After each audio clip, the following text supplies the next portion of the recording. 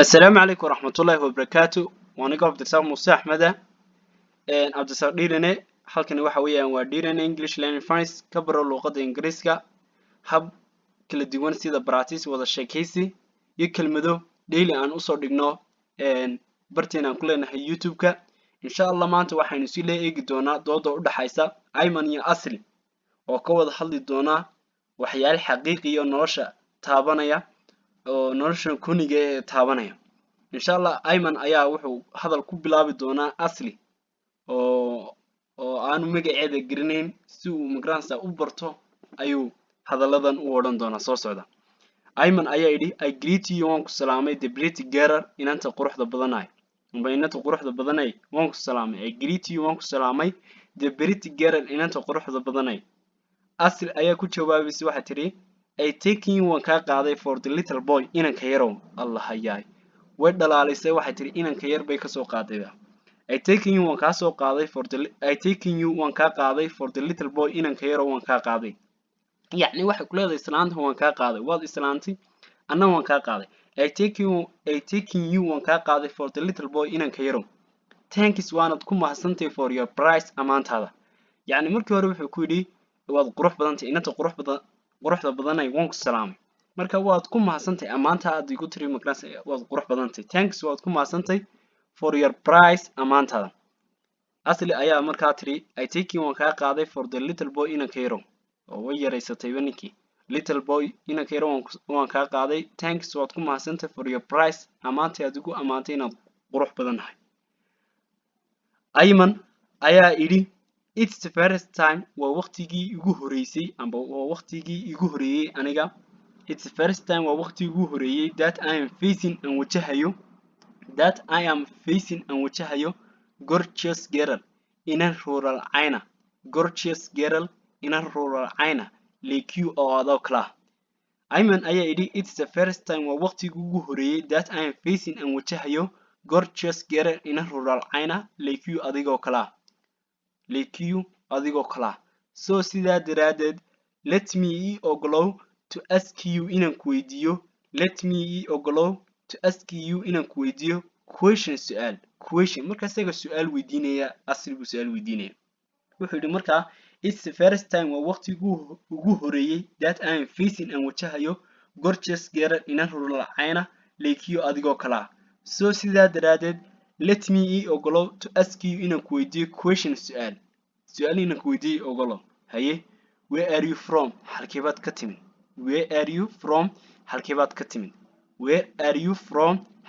timid Asli ayaa tiri way ku qosashay nacam waxay la yaabantay waxay soo socday migraansa ay ku hadli doonto ayay la yaabantay marka way ku qosashay oo waatan ay tiri why did you ask me for that maxaad iga weydiinaysaa waxaad igu tiri where are you from maxaad iga weydiinaysaa bay ku leedahay why did you ask me for that maxaad iga weydiisay why did you ask for me for that maxaad iga weydiisay why did you ask me for that maxaad iga weydiisay Ayman ayaa hadalkii qaadanaya oo odhanaya indeed xaqiiqatan I admired waan u qushuucay indeed xaqiiqatan I admired you waan ku qushuucay indeed xaqiiqatan I admired you waan ku qushuucay and I think waxaan u malaynayaa you are not same inaanad la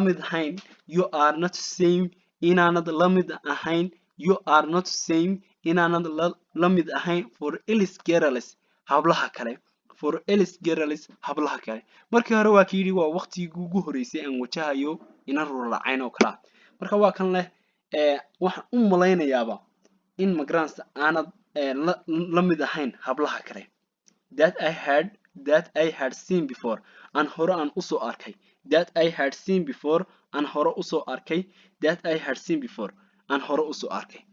so sidaa daraadeed express me ii sheeg halkan waxay ku jirtaa express waa sharxid bay tahay laakiin halkan waxay ku jirtaa ii sheeg so sidaa daraadeed express me ii sheeg for your name magacaaga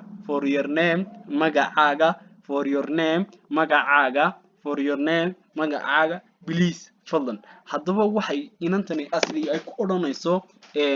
ayman ayaa hadal cajiib oo sunaha kooniga amba magnasa xaqiiqda maanta taabanaya waxay leedahay listen me i dhegeyso listen me i dhegeyso listen me i dhegeyso for one this advice listen me iga dhegeyso listen me listen me iga dhegeyso for one this advice halkan talowna iga dhegeyso haye waxba soo socday listen me iga dhegeyso for one this advice halkan talo iga dhegeyso listen me iga dhegeyso for one this advice halkan talo iga dhegeyso and throw your ear dhegtaadana ku tuur and throw your ear dhegtaadana ku tuur waxaan dhegta lagu tuurayo waxa weeye halkan talo ay doonayso inay siiso isaga waatan tiri listen me iga dhegeyso for one this advice halkan talo and throw ku tuur your ear dhegtaada ku tuur oo dee maqal haye waxaa tiri to loving women is a correct in dumarka la jeclaado waa sax amba waa caadi to loving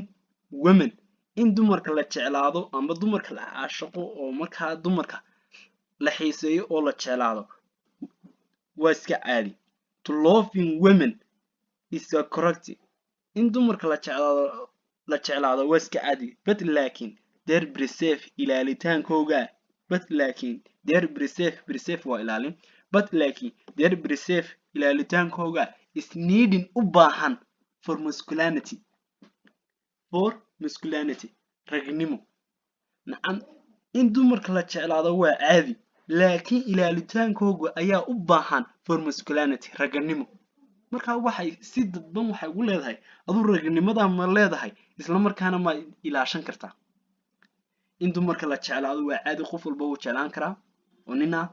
laakiin ilaaalitaankooga ayaa la isku hayaaba oo manager u baahan oo ilaalitaan magaranaysa takhasus gaar u baahan ayay sheegaysaa asli oo waa asli magaranaysa asli waxaan odhan karnaa way ka aqli weynta marka loo eegay ayman maxay tiri listen me iga dhegeyso for one this advice halkan talo and throw your ear dhegtaadana ku tuur and throw your ear dhegtaadana ku tuur to loving women in dumarka la jeclaado is correct waa sax but laakiin their preserve ilaaalitaankooga is needing u baahan for masculinity ragnimo u baahantay haye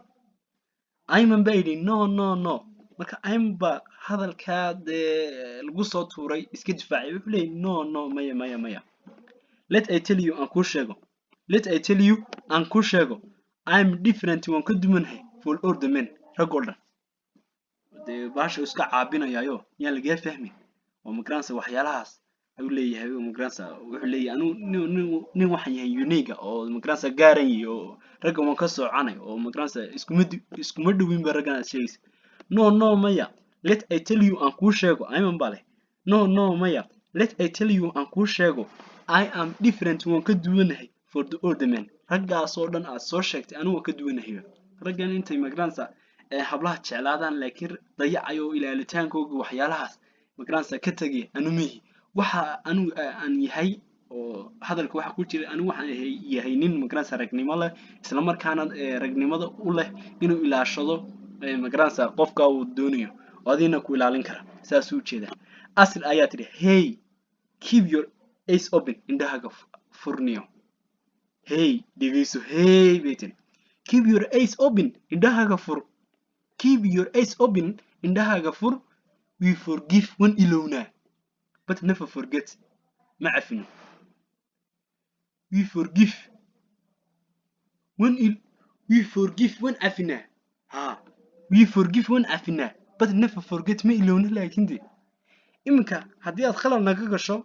we forgive when kaa cafinayna but laakiin never forget ma iloweyna de haye but never forget ma iloweyna sheekada aan ku soo celiyo ayman baa yidhi ayman baa ku yidhi asli I greet you waan ku salaamay the pretty girl inanta ruracayn tahay inanta magaranaysa quruxda badanay I greet you waan ku salaamay the pretty girl inanta quruxda badanay I greet you waan ku salaamay the